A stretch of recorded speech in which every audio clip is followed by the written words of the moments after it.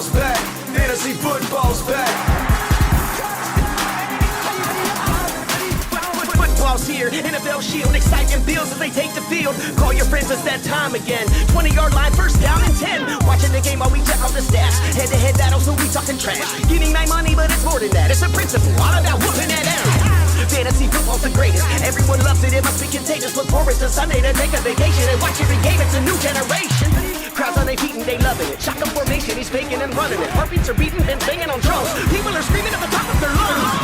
The best game on the earth. Winning is crucial cause losing it hurts. Be a good sport, we gon' learn it since birth. But nothing else matters, so coming in first. Football's back. What's up, man? You doing that hot chip challenge? The hot chip challenge? I said I would do the hot chip challenge if I lost. I didn't lose. Matter of fact, I guaranteed that I wouldn't lose. Oh, you won. Well, excuse me. What do you think, young brother?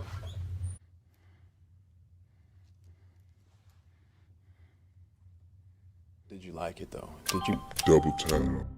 What's good, YouTube? It's That Fantasy Network, and I'm your host, That Fantasy Guy, and this is another FFFL special. And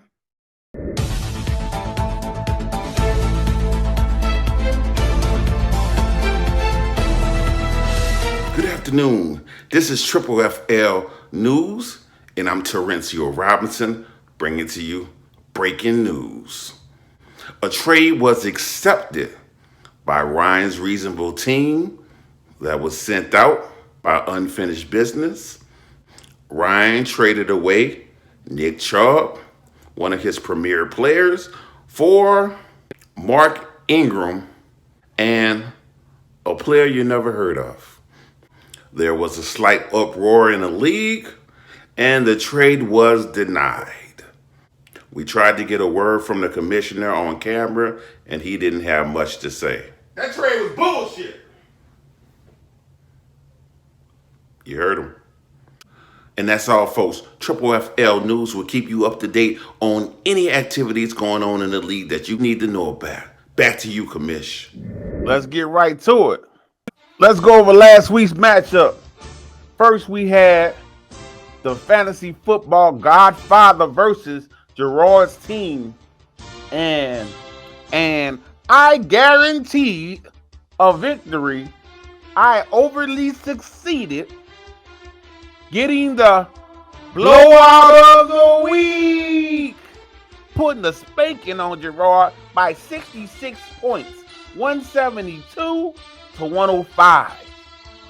I was led by Jamar Chase giving me 32, Deion Jackson giving me 28, and Juju giving me 22. About time my team show up. That's what I've been waiting for. I knew you had it in you somewhere. I have to put stuff on the line. I got to put my life on the line for you to show up. I got to put my taste buds on the line for you to show up. I need y'all to show up 2 weeks in a row. How about that? Next matchup, we have Dynamo FC versus the Fantasy Villain. And Wheezy gets the win. It's been a while, Wheezy. 111 to 102. He was led with Ayuk giving him 28, Hall giving him 20, and Kyler Murray giving him 19. Next matchup, we had Purple Pride versus Unfinished Business. And of course, Unfinished Business takes another L. Another one. Another one. Another one. Another one. 122 to 67. He put up 67 points. Carolyn was led by Josh Allen, giving her 30. Hill giving her 29. And Pittman giving her 26. Next we had Big Numbers. The one and only Prentice, the undefeated one, versus Chris the Noob. And Chris takes another L. He went from classy to ashy. He went from ashy to classy. I like that. And have lost 3 straight. And he loses 107 to 89. And once again, Prentice, you put up these low scores when you play other people, man. That's what I needed you to put up a low score when you played me, sir. That's what I need. Prentice was led by Andrews giving him 23, Lamar giving him 20, and Jefferson giving him 16. And New, I don't know if you remember, but when I gave my analysis of your team, when Yahoo said you had the best rated team, I said you have some veterans on your team that I can't see staying healthy. And you feeling it now, huh? You feeling it, huh? I'm like the fantasy football prophet around these sports. I drink and I know things. Next up, we had Ebony's I Pity the Fool versus winner El Ganador. And winner gets the victory 130 to 89. Ebony takes another L. Whew. Hey, there's a lot of people on losing streaks. Losing streaks. You got Chris with a losing streak of 3. Ebony with a losing streak of 4.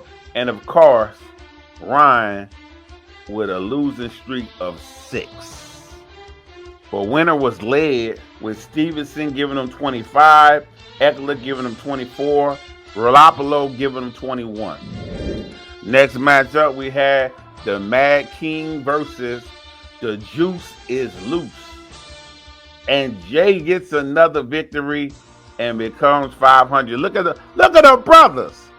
Both of the brothers are 3-3. They pulled themselves up to 500 after being on the bottom. That's one hell of a comeback. Jay was led by Ryan giving him 31, Walker giving him 19, and Cook giving him 15. And last week's matchup of the week was Ryan C's Reasonable Team versus Stevens Mafia Affiliated. And Ryan was projected to win. And like I said, ain't no way. Ryan is the walking bye week. Ain't no way he would be able to get a win. But just in case, you know, I put a spotlight on him so he can get all the praise. But of course, instead, he get all the scrutiny, especially after that whack trade that he tried to do. He loses 120 to 87.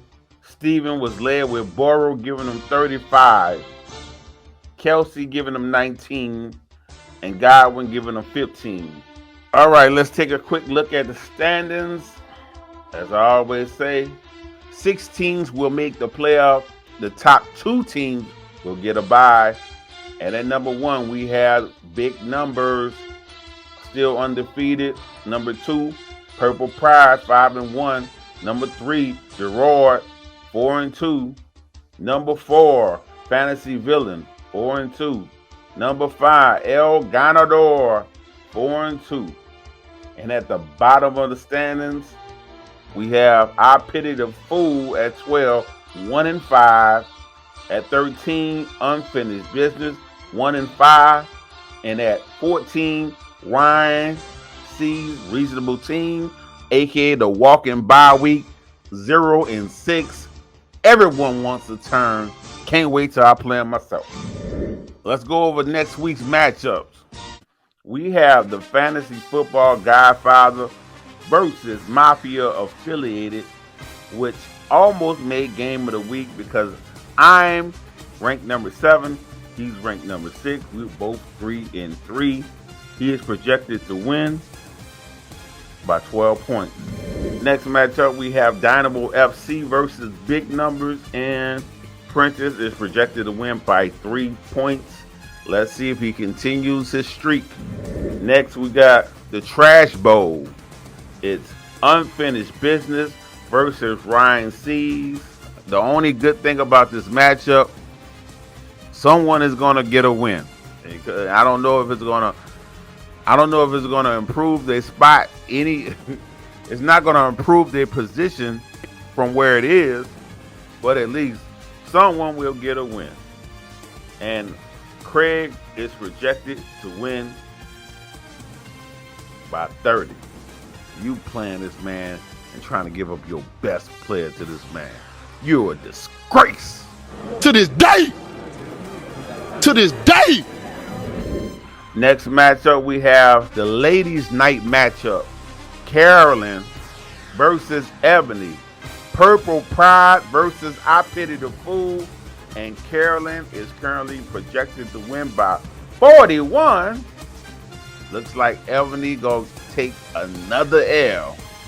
Then the losing streaks look like they are continuing on everyone who has been having a string of bad luck will continue to have that same bad luck. Next, we have the Mad King versus El Ganador, and Kendrick is projected to lose by 24. Next matchup, we have the Fantasy Villain versus the Juice is Loose, and Jay is projected to win by 11. And now we have the matchup of the week. I had to do it to you, noob. It's Gerard versus Chris. Gerard's team versus the noob. And Gerard's team is currently projected to blow him out. But Chris, man, after 3-0, you got to show me some fight. Is this going to be the week you finally get it? A dub? Or are you going to go 4 losses in a row? Say it ain't so. Hey, man, keep the hope alive, player. You know I don't like to keep y'all. I wish everybody good luck, except for the person I'm playing. Peace.